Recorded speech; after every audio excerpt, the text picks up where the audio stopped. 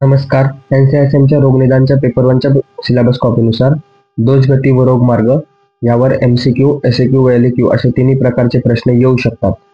तर तुम्ही इथे पाहू शकता दोषगती, त्याचे प्रकार, त्यानंतर कोष्ट टू शाखा गती, शाखा टू कोष्ट गती, त्यानंतर रोगमार्ग, हे सर्व टॉपिक्स मस्ट टू नोचे आहेत. तर त्याच्या नोट्स आज आपण पाहणार आहोत. तर दोषगती व व्याधी मार्गाचे ज्ञान होण्यासाठी दोष व कोष्ट शाखा संबंध आधी पूर्णपणे जाणून घ्यावा लागतो. चरकांनी दोषांच्या गतींचे 3 प्रकारात विभागणी करून प्रत्येक प्रकारात 3 गती वर्णन केले आहेत. त्याचा श्लोक आहे: क्षयस्थानांच वृद्धिश्च दोषानां त्रिविधा गती ऊर्ध्वं अधश्च तिर्यक विज्ञेया त्रिविधा परा त्रिविधाश्चापरा कोष्ठ शाखा मर्मास्ति संदेशु इत्युक्ता विधिभेदेन दोषानां त्रिविधा गती. त्यानंतर दोष कोष्ठातून शाखात जाण्याची कारणे याने आपल्याला विकृतीच्या संदर्भात वर्णन आढळते. त्यानंतर त्याचा श्लोक महत्वाचा आहे: व्यायामात उष्मादक्षिणात हितस्य अनवचारणात कोष्ठ शाखा मला यांती द्रुतत्वात मारुतस्य. म्हणजे कोष्ठातून शाखेत जाण्याची 4 कारणे आहेत: व्यायामात, उष्णतेक्षणात, अहिताचरण आणि वायूचे द्रुतत्व. आता एक एक पाहूयात. व्यायामाचे परिणाम: अति पळणे, चालणे, खेळणे, फार कष्टाचे काम करणे यामुळे वायूचे कार्य वाढते, शरीरातील उष्णता वाढते, स्वाभाविकता रक्ताभिसरणाचा प्रवाह, श्वसन व हृदयगती वाढतात. या सर्व कारणांनी दोष शाखांमध्ये प्रवेश करतात. दोषांना कोष्ठ अपकर्ष गती मिळते. त्यानंतर आहे उष्ण तीक्ष्ण गुणामुळे. उष्ण तीक्ष्ण गुण वाढल्यामुळे पित्त प्रकोप होतो. दोषांना कोष्ठांकडे न आणता शाखेकडे नेतात. उष्ण काळात उष्णतेजवळ काम करणारे आचारी, भट्टीजवळ काम करणारे कामगार यांच्यामध्ये दोष कोष्ठाकडे येत नाहीत, म्हणून अग्निमांद्य उत्पन्न होतो. त्यानंतर अहित आचरणाचे परिणाम: दोष प्रकोपक आहार विहार तसाच चालू ठेवल्याने दोषाची वृद्धी होते, कोष्ठात समावू शकत नाहीत. त्यामुळे उपस्नेहन न्यायाने ते शाखेमध्ये प्रवेश करतात. वायूचे द्रुतत्व: वायूचे कार्य वाढल्याने वहनाची गती वाढते, त्यामध्ये शाखामध्ये प्रसाराला वायूचे सहाय्य लाभते. उदाहरणार्थ, अतिव्यायामानंतर तोंड कोरडे पडले. वरील कारणांनी दोष कोष्ठातून शाखेमध्ये जाऊन राहिल्यानंतर पुढील गोष्टी संभवतात: शाखांमध्ये वैगुण्य असेल व दोषाचे बल अधिक असेल तर दोषदृष्ट्य समूर्चना होऊन व्याधी उत्पत्ती होते. त्यानंतर परिस्थिती अनुकूल नसेल तर दोष लीन राहतात व दोष प्रकोपक कारण व स्थान वैगुण्यामुळे व्याधी उत्पत्ती होते. आणि तिसरं आहे, उत्पन्न झालेल्या व्याधीमध्ये संप्राप्ती गंभीर होते. हे होते दोष कोष्ठातून शाखेत जाण्याचे कारणे. आता दोष शाखेतून कोष्ठात जाण्याची कारणे पाहूयात. याने आपल्याला चिकित्सेचा संदर्भ आढळतो. ह्याचा सुद्धा श्लोक इम्पॉर्टंट आहे: दोषा यांती तथा तेभ्य स्त्रोतोमुख विशोधनात वृद्धी अभिषंदनात पाकात कोष्ठम वायोच निग्रहात. ह्याचे सुद्धा 4 कारण सांगितले आहेत: स्त्रोतोमुख विशोधनात, वृद्धी अभिषंद, पाक आणि वायूचा निग्रह. ही पहिला आहे स्त्रोतोमुख विशोधनात. कारणासाठी स्नेहन, स्वेदन, दीपन, पाचन व संशोधन करावे लागते. स्त्रोतरोध अल्प प्रमाणात असल्यास लंघनाने नाहीसा होतो.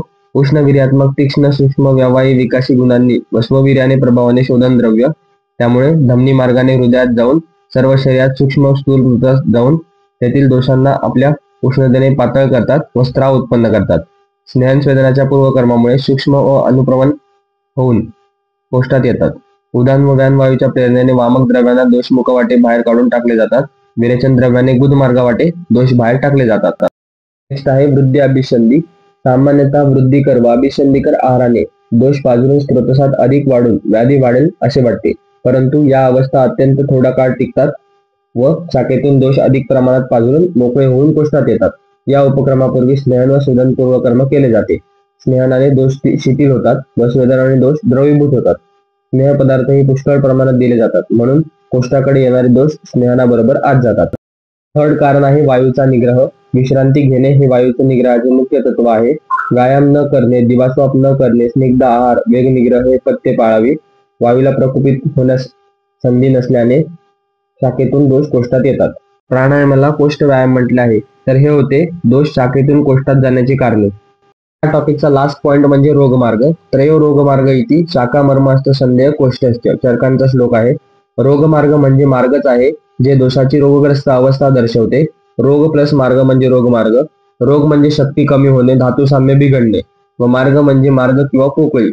व्याधीची घटना, प्रगती आणि पुनरावृत्ती रोगमार्गाद्वारे प्रदर्शित केली जाते. रोगमार्गाचे चरकांनी व वाग्भटांनी विविध प्रकार सांगितले. त्या चरकांनी शाखा, कोष्ठ आणि मर्मास्थ संधी सांगितलाय आणि वाग्भटांनी बाह्य, अभ्यंतर आणि मध्यम. त्यानंतरचा पॉईंट तुम्हाला टेबल फॉरवर्ड मध्ये दिलेला आहे. त्यामध्ये मार्ग, त्यानंतर आश्रयस्थान आणि व्याधी असा चार्ट आहे. पहिला पॉइंट आहे मार्ग मध्ये बाह्य किंवा शाखा मार्ग. त्यामध्ये आश्रयस्थान आहे रक्त, मांस, मेद आणि त्वक.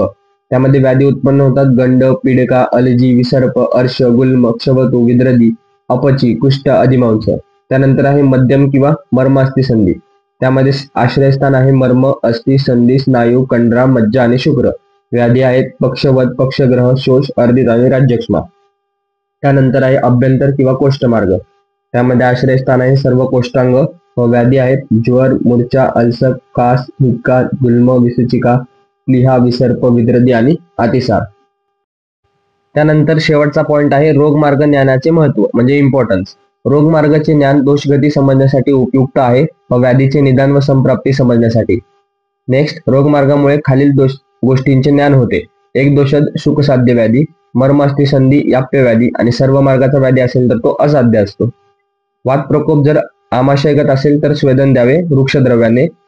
कफ प्रकोप जर पक्वाशयगत असेल तर स्निग्ध स्वेदन द्यावे, यालाच व्याधी मार्ग चिकित्सा म्हणतात. त्यानंतर विषमज्वर चिकित्सामध्ये रोगमार्ग ज्ञानाचे महत्व आहे आणि शोधन चिकित्सेमध्ये. तर या होत्या दोषगती व रोगमार्ग संबंधित नोट्स. त्या तुम्ही पॉज करून राईट करू शकता. भेटूया एका नवीन व्हिडिओमध्ये नवीन टॉपिक सोबत. धन्यवाद.